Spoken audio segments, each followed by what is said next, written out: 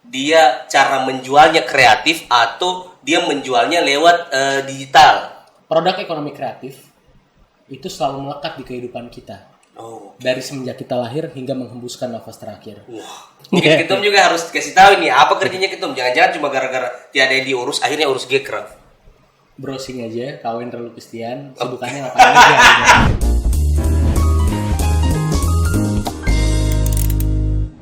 Assalamualaikum warahmatullahi wabarakatuh. Selamat datang di Saraba Channel. Saraba dulu dong.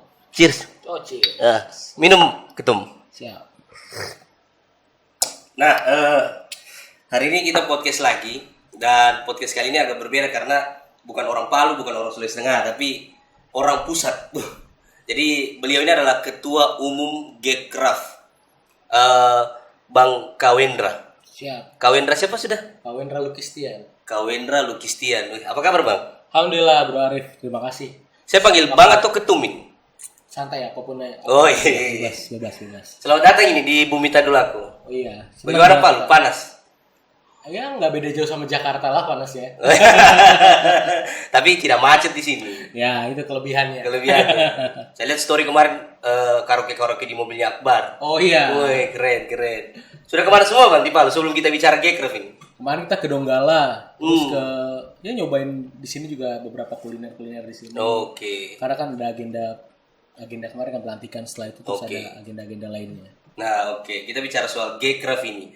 Apa itu Gcraft? Siap. Gcraft itu gerakan ekonomi kreatif nasional. Yang alhamdulillah kemarin 2 hari lalu kita berkesempatan untuk melantik teman-teman Gcraft di Provinsi Sulawesi Tengah ini. Ada Ketua Denny, ketuanya. Beliau ada di belakang kamera. Ketua Denny, ketuanya, ada wakil ketuanya Dinda Akbar, Supratman, yang menasional, luar biasa. Harusnya dia jangan jadi Gcraft di sini, Gcraft di sana di pusat. Nah, justru itu kami berharap orang-orang yang kuat itu tidak hanya di pusat saja. Iya, betul. Justru di provinsi harus kuat. Biar berimbang. Betul. Oke. Bayangkan ya Adinda Akbar ini kan dengan segala macam sepak terjangnya bikin geger nasional gitu kan. Liwik dia mau tutup. Gitu. terus Bang, Gcraft lanjut tadi. Ya, Gcraft itu sebetulnya ya lebih ke gerbong besar. Wadah untuk para pelaku ekonomi kreatif di seluruh Indonesia yang bismillah targetnya dari Sabang sampai Merauke. Nah, saat ini kita sudah di 32 provinsi, 152 kabupaten kota. Dan mungkin ya semangat yang tergabung di Gcraft, keluarga besar Gcraft itu kurang lebih sekitar 29.000 sampai 30.000 orang saat ini. Gila. Jadi ya bersyukurlah dalam waktu 3 tahun ini Gcraft berkembang luar biasa, terutama hari ini kita ada di Sulawesi Tengah dan harapan besar saya juga di Sulawesi Tengah ini Gcraft menjadi lokomotif utama penggerak perekonomian Sulawesi Tengah ke depannya. Oke. Ya, kalau kita bicara soal Gcraft, ekonomi kreatif. Nah, saya juga masih bingung ini tuh. Mungkin bisa dijelaskan juga. Ekonomi kreatif yang dimaksud ini apa? Apakah misalnya dia cara menjualnya kreatif atau dia menjualnya lewat digital? Saya itu yang masih bingung saya tuh. Siap. Begini. Seperti hari ini kita ada di podcast Arif Saraba Channel, ini bagian dari ekosistem ekonomi kreatif tentunya. Kalau kreatifnya sudah dapat Saraba Channel, ekonominya yang belum. Kalau segera ya. Nah, mudah-mudahan dengan adanya Gcraft di Sulteng ini potensi-potensi yang seperti ini jauh lebih dioptimalkan. Amin. Jadi secara aturan, secara klasifikasi di pemerintahan, ekonomi kreatif itu ada 17 subsektor yang sama-sama kita tahu, dari mulai fashion, kuliner, kria, atau bahkan saya menyebutnya produk ekonomi kreatif itu selalu melekat di kehidupan kita. Dari semenjak kita lahir hingga menghembuskan nafas terakhir. Berat ini bahasanya ini. Betul. Bayangkan saat kita lahir, kita pakai apa? Popok, apa? Semenjak kita lahir itu ada produk ekonomi kreatif. Oke. Bahkan saat menghembuskan nafas terakhir kita pakai apa? Kain kafan. Peti jenazah sekalipun. That's kreatif produk. Jadi bukan hanya, saya pikir ekonomi kreatif ini yang berbasis digital, jadi orang yang jualan online itu ekonomi kreatif. Itu kalau online kan lebih ke mekanisme pemasarannya. Tapi subsektornya ada 17. Percetakan lah, desain komunikasi visual lah. Termasuk podcast? Podcast masuk mungkin lebih ke di pengembangan aplikasi digital lah ya. Oke. Platform ya. Oke. Mungkin lebih ke sana. Terus kenapa Gcraft ini penting? Maksudnya kan orang-orang kan sudah pada kreatif ini dengan mohon maaf ini, mohon izin ketum. Bukan saya mengkritisi ketum, bukan. Ya kan Gcraft baru 3 tahun. Tapi ekonomi kreatif sudah jalan bertahun-tahun. Ngapain lagi Gcraft ada? Izin ketum. Minta maaf ini. Betul. Pak Wakil Ketua izin ini ketua. Minta maaf, bukan. Apa-apa santai aja. Justru enakan diskusi. Siap. Justru seperti ini. Kalau misalnya kemarin mungkin sebelum ada Gcraft, sebelum ada kementeriannya bahkan di eranya Pak SBY itu mulai ada Parekraf pariwisata dan ekonomi kreatif. Dulu Bu Mari Elka Pangestu ya. Nah, bahkan mungkin kalau kita mau sebut tarik lagi dari zaman era prasejarah pun mungkin produk-produk yang mereka buat untuk makan dan lain-lain itu produk ekonomi kreatif iya. Gitu. Cuman ya kan ini ada nilainya di sini. Bukan hanya kreatif tapi ada ekonomi kreatif. Bagaimana ekonomi ini bisa berperan terhadap kesejahteraan para pelaku ekonomi kreatif tersebut. Jadi ada add value-nya. Makanya saya sering menyebut bahwa pelaku ekonomi kreatif itu adalah pejuang nilai tambah. Pejuang add value. Why? Kenapa gitu? Jadi karena yang diperjuangkannya adalah bukan hanya untuk dirinya sendiri. Tapi mendistribusikan manfaat seluas-luasnya ke masyarakat. Dengan perannya dia sebagai pelaku ekonomi. Jadi kayak dulu sudah ada kreatif tapi belum ada nilai ekonominya. Jadi dengan adanya Gcraft bisa lebih kuat. Ya, betul. Karena kan menjadi tanggung jawab kita bersama ketika kita berbicara bahwa ekonomi kreatif ini saat ini sudah menyumbangkan 1.300 triliun produk. Bukan untuk pendapatan devisa pendapatan negara. 1.300 triliun. Artinya banyak sekali dan itu terus meningkat dari mulai dulu berapa ratus triliun sampai yang terbaru kemarin Kementerian Parekraf menginfokan tahun 2021 itu 1.300 triliun. Dan ekonomi kreatif Indonesia penyumbang PDB terbesar ketiga di dunia. Setelah Amerika dengan Hollywoodnya, Korea dengan drama Korea dan K-popnya, and then Indonesia dengan produk-produk kreatifnya, kesenian, kebudayaan dan segala macamnya. Iya, itu sih yang masih kurang. Jadi memang wajar gini bro, kalau kita punya mimpi besar bahwa ekonomi kreatif ini masa depannya Indonesia. Tapi 2019 mulainya berarti 2019. Secara Gcraft kita mulai di Januari 2019. Kalau Gcraft sendiri sudah, enak ngomongin. Apa-apa. Sudah. Jangan kebanyakan gak enak bro. Sudah menyumbang apa ini? Kegiatan-kegiatan apa ini dalam memajukan ekonomi kreatif? Izinin itu. Alhamdulillah dengan hadirnya Gcraft sudah banyak kolaborasi yang dilakukan oleh para pelaku Gcraft dengan pemerintah di berbagai provinsi dan kabupaten kota. Kan Gcraft tidak sentralisasi dalam sebuah kebijakan ataupun apa, tapi teman-teman di kabupaten kota, di DPW dan DPC mereka punya caranya sendiri bagaimana berkolaborasi dengan berbagai pihak. Ya kemarin yang kita tahu mungkin yang paling fenomenal dalam tahun ini adalah pernah dengar Paris Fashion Week? Yang ramai sekali. Nah, Gcraft saat momen Paris Fashion Week, Gcraft menghelat sebuah perhelatan yang di momen Paris Fashion Week itu namanya Gcraft Paris Fashion Show during Paris Fashion Week. Jadi kita membawa sekitar 10 desainer dari Indonesia, desainer pemula dari Indonesia dari berbagai daerah dibawa ke pusat mode dunia. Wah, luar biasa. Dan saat ini kalau teman-teman membuka salah satu channel TV di Paris, wardrobe-nya adalah wardrobe dari Indonesia. Gitu. Keren. Apalagi itu selain itu? Banyak ini. Kalau untuk ekonomi UMKM misalnya ada enggak?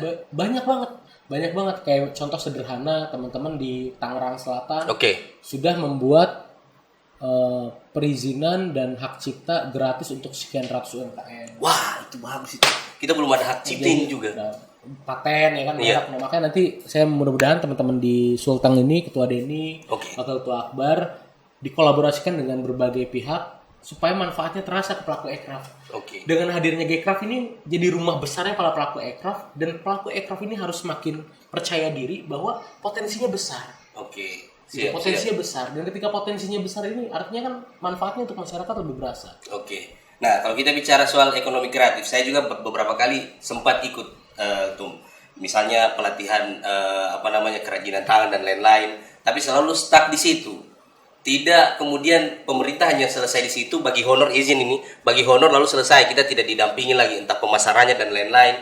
Nah, apakah dengan adanya Gcraft ini dia bisa mendampingi kita sampai Misalnya sampai pemasaran dia pastikan pasarnya kita ada di sini gitu.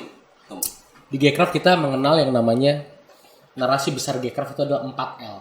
4L. L yang pertama adalah literasi ekonomi kreatif yang optimal dan membumi. Wah. Kenapa literasi ekonomi kreatif? Karena suka tidak suka banyak pelaku ekonomi kreatif yang kurang lebih sekitar 20 juta orang di Indonesia.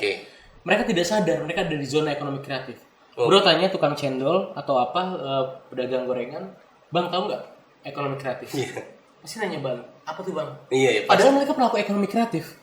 Jadi kalau mereka tidak sadar mereka di zona ekonomi kreatif, gimana mereka mau mencari peluang kolaborasi, peluang sinergi yang memberikan manfaat untuk bisnis dan sekitarnya. Nah, itu L yang pertama. Jadi literasi ekonomi kreatif yang optimal dan membumi. L yang kedua, lahirnya pengusaha-pengusaha baru di sektor aircraft. Itu target besar Gcraft. Jadi dengan hadirnya Gcraft harus bisa mendorong sebanyak-banyaknya pengusaha-pengusaha baru di sektor ekonomi kreatif. Berkaitan dengan L yang ketiga, luasnya lapangan kerja di sektor aircraft. Wah, itu dia. Karena suka tidak suka indikator negara maju adalah yang pertumbuhan pengusaha dan lapangan kerjanya signifikan. Betul. Dan L yang keempat adalah lestarinya produk kreatif, kesenian dan kebudayaan. Dan Gcraft bergerak dengan triple track strategi. Track yang pertama adalah pendampingan pelaku ekonomi kreatif supaya naik kelas, supaya scale up. Gitu. Dengan Gcraft ini biasanya berkolaborasi bukan hanya dengan pemerintah, dengan swasta, dengan bahkan dengan teman-teman dari luar negeri, memberikan manfaat buat pelaku aircraft, pendampingan supaya naik kelas. Track yang kedua adalah agak berat nih, masuk ke tatanan pemikiran. Kenapa? Gcraft harus berkolaborasi dengan akademisi, dengan teman-teman kampus, dengan profesor-profesor, supaya bisa melahirkan jurnal-jurnal ekonomi kreatif sebanyak-banyaknya dengan kearifan lokalnya sendiri. Nah, kemudian track yang ketiga adalah mendorong regulasi-regulasi yang berpihak kepada pelaku aircraft. Wah, itu mendorong regulasi. Ya, makanya alhamdulillah banyak di Gcraft ini anggota dewan, birokrat, pejabat. Karena syarat jadi anggota Gcraft itu sederhana.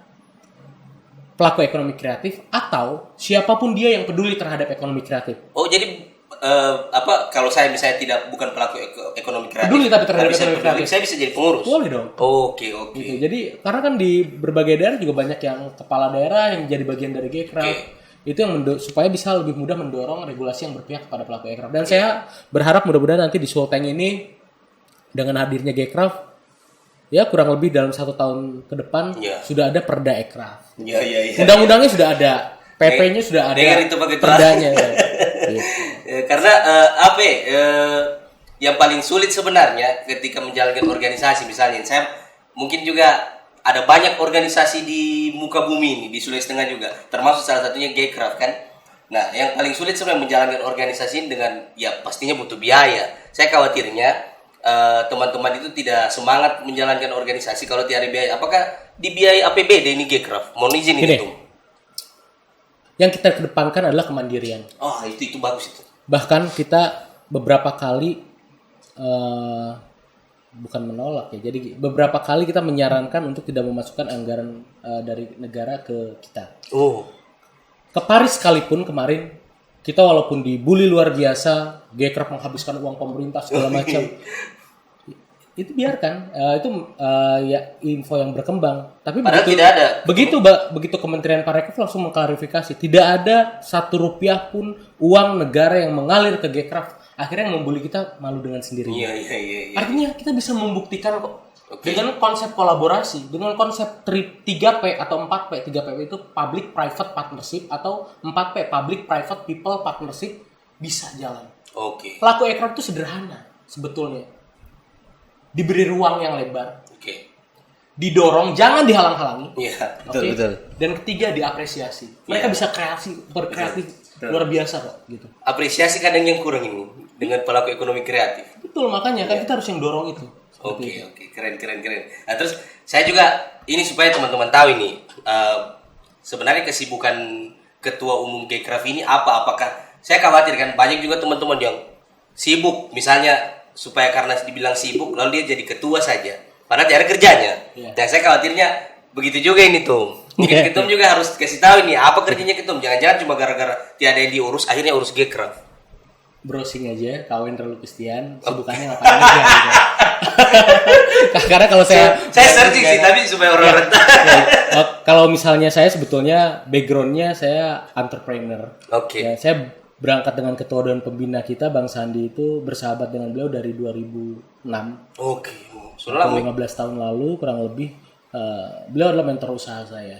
Oke. Jadi saya berangkat dari seorang pencipta lagu, lalu punya rejeki dari royalti bikin lagu, bikin perusahaan gitu kan. Ya akhirnya ya berkembang alhamdulillah gitu kan, ada beberapa company yang kita dorong. Terus saya masuk ke dunia politik ya kan. Setelah masuk dunia politik ya terus kita, tapi sebetulnya organisasi ini sudah menjadi passion sejak saya kuliah. Bahkan saya pernah pindah kampus hanya karena organisasinya tidak bagus di kampus yang sebelumnya. Padahal kan harusnya pendidikannya tidak bagus kalau mau pindah kampus. Ini kan cuma organisasinya kan. Buat saya organisasi adalah guidance untuk kehidupan lah. Iya. Kenapa? Karena ya kan dengan berorganisasi tentunya kita di sini berlatih. Berlatih bukan hanya sebatas kita menyampaikan gagasan. Menimbulkan gagasan, tapi bagaimana gagasan kita bisa diterima secara baik. Wah, gitu. Ini jadi jeduk-jeduk lagi nih kalau begini, keren. Terus tadi Ketum bilang pencipta lagu, ini saya informasi nih. Kalau saya salah lagunya Afgan juga. Ya, saya bikin lagu untuk Afgan, untuk Mas Baby Romeo. Ya, Baby Romeo. Untuk yang Afgan yang mana, Ketum? Yang Kau Tempatku. Ya, wah, ini. Udah tahu kayaknya. Saya kan searching saya. Saya pura-pura tidak searching tadi. Itu salah satunya. Terus ada juga yang dibawakan oleh Bang Edo Kondologit. Ada jebolan beberapa ajang pencarian bakat. Dan saya sekarang masih tetap berkarya, cuman walaupun tidak seproduktif dulu. Iya. Gitu. Tapi itu sekedar informasi teman-teman, harus tahu bahwa beliau inilah pencipta lagu Afgan yang Kau Tempatku Meminta. Ya, Kau minta maaf ini fals. Betul. Makanya, enggak kok, keren kok. Suaraku fals, makanya saya tidak bisa bacalek. Nanti bagus suara. Jadi kalau menurut Ketum, kita kembali ke Grecraft tadi. Menurut Ketum, kalau di Palu, di Sulawesi Tengah, kira-kira sektor yang mana ini yang ekonomi kreatifnya akan kuat? Apakah dari segi kulinernya kah, atau jasa kah, atau apa? Subsektor ekonomi kreatif ada 3 yang sudah autopilot, kuliner, fashion, kriya. Nah, saya berharap teman-teman di Sulteng ini bisa mendorong 14 subsektor lainnya supaya lebih optimal juga. Dilihat saja yang sesuai dengan seperti ini seperti apa, katakanlah seni pertunjukannya kemarin juga bagus kok, kayak misalnya beberapa seni pertunjukan yang kita lihat saat sudah sempat lihat ya kan, tari penyambutan apa segala macam kan seni pertunjukan. Gitu. Jadi banyak bisa didorong hal-hal seperti itu, dan ya mudah-mudahan nanti bisa menjalankan L yang keempat tadi, lestarinya produk kreatif, kesenian dan kebudayaan. Bisa mendorong kesenian yang tadinya sudah tidak banyak yang tahu. Oh, ini punya Sulteng ternyata. Ada yang dimunculkan lagi. Betul. Jangan sampai ada L kelima kan. Ya betul. Lemas. Mengurus organisasi ya kan. Jangan sampai kan. Kita kalau melihat ini prospek Sulteng dengan Kota Palu kan baru dilantik. Mungkin ada pesan-pesan juga untuk ketua provinsi dan ketua kota ini. Kira-kira mereka ini harus ngapain ini? Meskipun sudah disampaikan waktu pelantikan, kan saya ikut. Saya titip pesan untuk para ketua, baik ketua DPW ataupun DPW Sulteng dan DPC Palu. Pemimpin terbaik itu bukan hanya pemimpin yang bisa melihat kesempatan dan mengambil kesempatan, tapi harus bisa memberikan kesempatan. Jeduk-jeduk nggak nih? Ya bisa. Jeduk ya kan? Ulang supaya kita tepuk tangan. Ulang. Pemimpin yang baik aja ulang. Pemimpin terbaik itu bukan pemimpin yang sekedar bisa melihat kesempatan dan mengambil kesempatan, harus bisa memberikan kesempatan. Tepuk tangan. Itu supaya jeduk. Supaya apa? Gitu kan? Supaya semua yang tergabung di Grecraft ini diberikan kesempatan selebar-lebarnya. Gitu. Dan ketika diberikan kesempatan selebar-lebarnya, merasakan manfaat sebesar-besarnya. Karena tadi pencapaian terbaik manusia bukan kesuksesan, tapi kebermanfaatan. Lagi. Lagi, luar biasa. Tapi kalau menurut kan Ketum sudah melanglang buana lah mungkin di podcast yang terbesar di Indonesia lah. Kalau melihat Saraba Channel yang dengan kondisi studio yang panas ini, saya sudah melihat keringat Ketum dari sini. Sedikit lah, baru sedikit. Tidak sebanyak saya. Kalau melihat Saraba Channel ini gimana Ketum? Agresif, progresif. Ya mudah-mudahan nanti bisa lebih banyak yang diundang ke sini. Siap. Dan saya berharap dengan diundang ke sini nanti bisa membuka lapangan kerja jauh lebih banyak lagi. Amin. Punya studio yang lebih besar lagi. Amin. Bahkan bisa menjadi studio live yang menampung banyak penonton. Punya AC mungkin. Betul. AC sudah punya. Iya. Gitu. Saya harapkan itulah mudah-mudahan. Ada beberapa tadi saya sempat story, Ketum izin. Ada beberapa yang komen lah. Tapi saya rasa sudah dijawab semua oleh Ketum. Tapi cobalah ya. Ini dari Izamul Haq. Kan sudah ada Grecraft.